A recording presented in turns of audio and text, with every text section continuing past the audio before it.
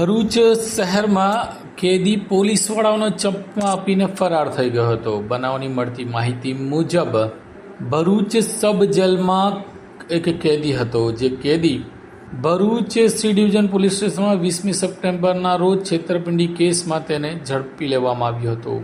તેની સામે જે ગુનો દાખલ થયો હતો તે સંદર્ભે તેને ધરપકડ કરી સબ જેલમાં મોકલી આપવામાં આવ્યો હતો. મૂળ ભાવનગરના આકલોના જાકાતનાકા વિસ્તારનો વતની અને હાલમાં સુરતના વિલેજા ખાતે રહેતો દશરથ રામજી ધામલિયાના આરોપી હોવાથી પોલીસને તેને ઝડપી પાડ્યા બાદ સબ જેલમાં મોકલી આપવામાં આવ્યો હતો. આ દરમિયાન ભરૂચના ત્રીજા જ્યુડિશિયલ મેજિસ્ટ્રેટની કોર્ટમાં કેસને લઈને આરોપી દશરથને સબ જેલમાંથી કોર્ટમાં લઈ જવામાં આવી રહ્યો હતો.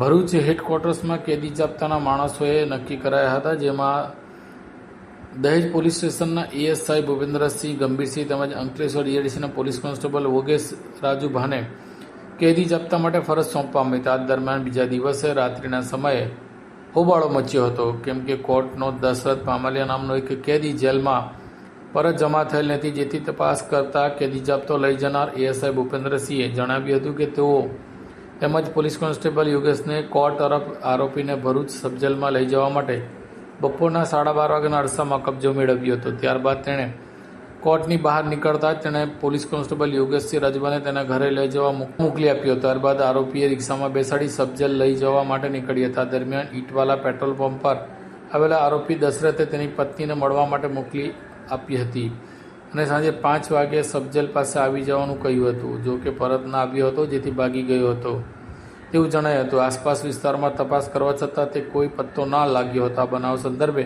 પોલીસ હેડક્વાર્ટર્સના અધિકારી બી ડિવિઝન પોલીસ મથકમાં પર આરોપી તેમજ બંને પોલીસ કોન્સ્ટેબલો સામે ફરજમાં બેદરકારી સબબનો ગુનો દાખલ કરી તપાસ શરૂ કરી છે. तो याद रखिए हमारा नाम Himalaya enterprises, Jio Mart digital, Mohammadpura, Bharuch city में, जहां शॉपिंग है स्मार्ट और सर्विस है दिल से. कॉल करें अभी 8733053364 पर या 9426889560 पर. Himalaya enterprises, Jio Mart digital, Bharuch.